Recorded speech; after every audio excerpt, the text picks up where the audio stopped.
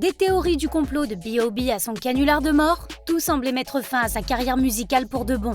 Habituellement, lorsque quelqu'un de célèbre se lance dans une telle agitation médiatique, il est au minimum connu et suivi par des millions de fans à l'instar de Kanye West. Mais les théories du complot, qui passent par le clonage de célébrités et vont jusqu'au déni de l'Holocauste, ont eu un effet contraire sur la carrière de B.O.B. On vous dit tout dans quelques minutes. Salut à tous et bienvenue sur la chaîne qui vous dévoile la face cachée des célébrités. Aujourd'hui, nous plongeons dans l'univers de B.O.B. Alors si t'es nouveau sur la chaîne, n'oublie pas de t'abonner et d'activer la cloche de notification pour ne manquer aucune de nos prochaines vidéos. Bobby Ray Simmons Jr., alias B.O.B., est né le 15 novembre 1988. C'est un rappeur, chanteur, auteur-compositeur, producteur de disques et théoricien du complot. Né à Winston-Salem, en Caroline du Nord, il a fréquenté le Columbia High School à Decatur, en Géorgie, où il a joué de la trompette dans un groupe scolaire. Contrairement à des millions d'adolescents qui ne savent pas quoi faire dans leur vie, B.O.B. a su alors qu'il était très jeune, qu'il voulait être musicien. Au départ, son père, qui est pasteur, désapprouve son choix de carrière jusqu'à ce qu'il réalise qu'il utilise la musique comme un exutoire créatif et une forme de thérapie. Il a abandonné l'école secondaire assez tôt lorsqu'il décroche un contrat d'enregistrement. B.O.B. rencontre son mentor et co-manager, Brian Richardson, également connu sous le nom de B-Rich en 2002, alors qu'il n'a que 14 ans. À cette époque, B.O.B. sort sa toute première chanson, I Am the Cookie Man. En début de carrière, il pense s'être imposé. Il déclare « Je suis allé gaspiller tout mon argent sur des trucs comme une chaîne stéréo et autres.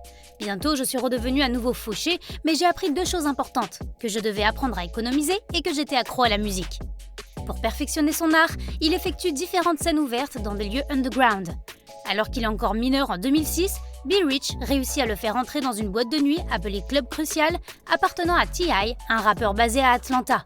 Il chante une chanson autoproduite intitulée Cloud9, et parmi les participants, il y avait un producteur, TJ Chapman, PDG de TJ's DJs, qui accepte de co-gérer B.O.B. Un mois plus tard, il aide B.O.B. à signer avec Atlantic Records et Rebel Rock Entertainment.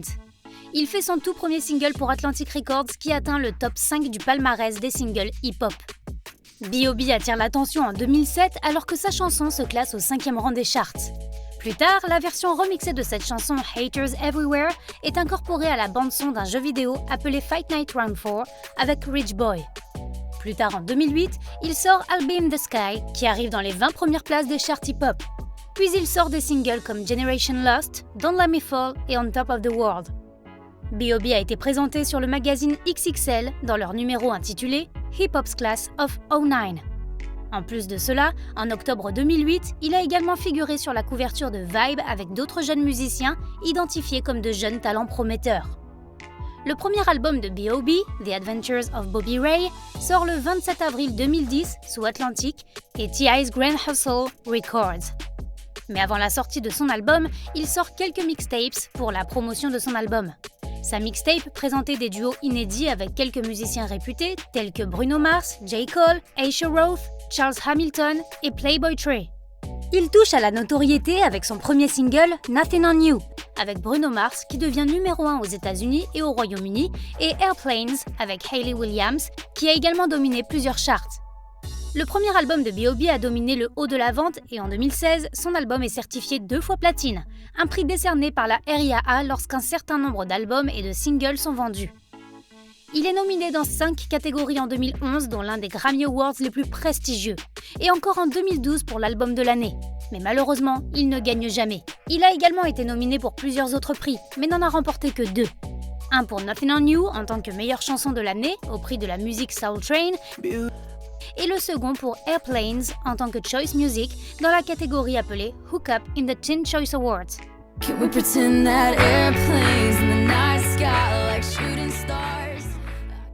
Figurant dans les plus grands magazines et en tête des classements, B.O.B. vit un rêve éveillé. Il crée un tel buzz qu'il a même fait la première partie des concerts de Eminem et de Jay-Z pour leur tournée The Home and Home. B.O.B. a le potentiel pour être l'un des plus grands rappeurs de tous les temps. Sa carrière doit normalement continuer de progresser. Alors que s'est-il réellement passé? Comment quelqu'un avec un tel potentiel a-t-il été soudainement oublié? B.O.B. a affirmé qu'il avait 2 personnalités, celle de B.O.B. et celle de Bobby Ray. B.O.B., le rappeur, adopte davantage un style de vie stéréotypé de rappeur de rue. Ce côté lui a donné la reconnaissance et la renommée. D'un autre côté, Bobby Ray représentait une rockstar avec des compétences incroyables en écriture de chansons. Ce côté l'a transformé en une pop star internationale. Mais n'oublions pas sa troisième personnalité de théoricien du complot. Des musiciens de l'industrie comme Lup Fiasco, Immortal Technique ont fait parler d'eux pour leurs idées hors normes, mais B.O.B est allé un peu trop loin. Tout le monde sait que sa carrière a commencé à dégringoler lorsqu'il sort son deuxième album studio intitulé Strange Clouds. Cet album n'a fait que la moitié des objectifs de vente espérés à la base. Ne parlons pas du troisième album, Underground Luxury, qui est décrit comme fade et ennuyeux. Comme le succès le boude, il tente pour rester au top de faire parler de lui sur Internet. B.O.B apparaît sur Twitter en tant que croyant de la Terre plate. Il insiste sur le fait que la Terre est plate et que la NASA cache quelque chose concernant le bord du monde.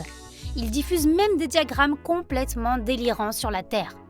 Dans l'un de ses tweets, il a écrit « Je vais affronter les plus grands menteurs de l'histoire. Vous avez été énormément trompés. » C'est alors que Neil deGrasse Tyson, un astrophysicien, décide de lui répondre en réfutant chacun de ses arguments.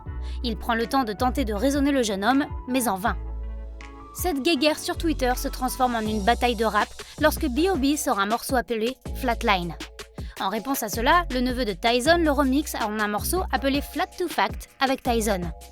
B.O.B attire avec cet incident autant de vues sur son compte que lors de la sortie de son premier album. Cet événement reste dans la mémoire des internautes comme un bœuf, certes divertissant, mais très pathétique au vu de la nature de l'embrouille. Malheureusement, les choses ne se sont pas arrêtées là. B.O.B est même allé plus loin en lançant une campagne, GoFundMe, de 200 000 $ pour lancer des satellites et prouver que la Terre est plate. À la surprise générale, il réussit à atteindre l'objectif et va même augmenter sa demande, passant à 1 million $. Comme si cela ne suffisait pas, il dénonce d'autres théories de complot insensées, telles que le clonage de célébrités et la négation de l'Holocauste. Il a incorporé des théories comme ses albums comme Elements, Heather, The Upside Down et Naga. Ces albums sont des gâchis absolus. Après toutes ces histoires, le public le voit différemment. Il passe de personne avide d'attention à une personne mentalement déficiente. Mais le coup dur face au public vient suite à son canular internet sur sa présumée mort. Une page sur Facebook intitulée RIP B.O.B a émergé et a faussement écrit « Vers 11h dimanche, 29 septembre 2019, notre rappeur bien-aimé B.O.B est décédé. B.O.B est né le 15 novembre 1988 à Winston-Salem. Il nous manquera mais ne sera pas oublié. Veuillez montrer votre sympathie et vos condoléances en commentant et en aimant cette page. » Ce post a reçu beaucoup d'attention et des millions de likes en quelques heures seulement.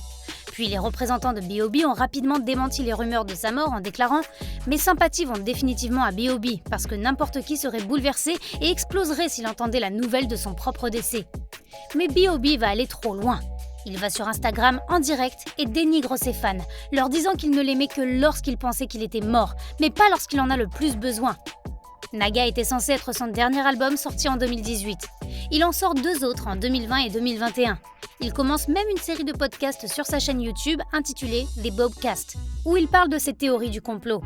B.O.B n'a pas vraiment fait évoluer sa musique ni sa personnalité au fil du temps.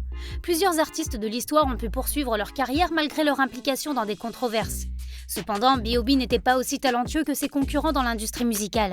Il a juste l'air ignorant et stupide quand il sort ses théories.